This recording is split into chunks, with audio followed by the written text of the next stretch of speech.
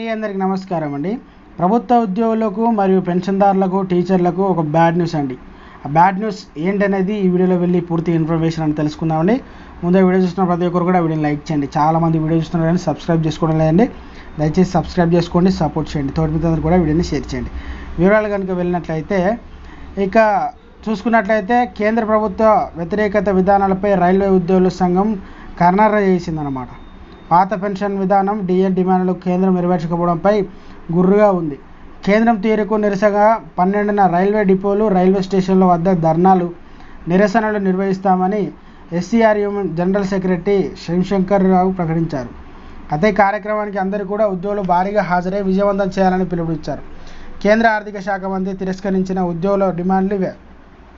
అయితే ఉద్యోగులకు, పెన్షనర్లకు కోవిడ్ సమయంలో నిలిపివేసిన 18 నెలల డిఎన్, డిఆర్ బకాయిలను విడుదలకు నిరాకరణ. 8వ కేంద్ర కమిషన్ ఏర్పాటు చేసే ఆలోచన లేదని ప్రకటన. పాత పెన్షన్ విధానాన్ని పునరుద్ధరించకపోవడం అదొకటి. మళ్ళీ అంతేకాకుండా ఇక ఎన్సీ మరియు జేఏసీ చర్చల పేరుతో ఓపీఎస్లను 50% పెన్షన్ ప్లస్ డిపి ఇవ్వాలని ఎన్సీ మరియు జేఎంసీలకు డిమాండ్ల ఆమోదం తెలపడం కాలయాపన. సీనియర్ సిటిజన్ రాయితీ పునరుద్ధరణ తిరస్కరణ. ప్రతి 5 ఏళ్లకు 5% పెన్షన్ పెంచడం. ఫిక్స్డ్ మెడికల్ అలవెన్సెస్ను 1000 నుంచి 3000కు పెంచడానికి పార్లమెంటరీ స్టాండింగ్ కమిటీ చేసిన సిఫారసులను కూడా తిరస్కరించడం.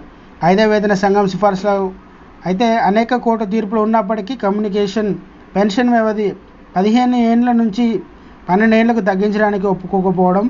అందరికీ నేషనల్ ఇంక్రిమెంట్లు ఇవ్వడాన్ని గతంలో నిలిపివేసి తిరిగి దాన్ని అమలు చేయకి నిరాకరించడం జరిగిందనమాట.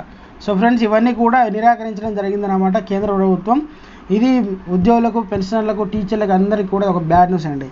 ఇది ఫ్రెండ్స్ ఈరోజు అప్డేట్.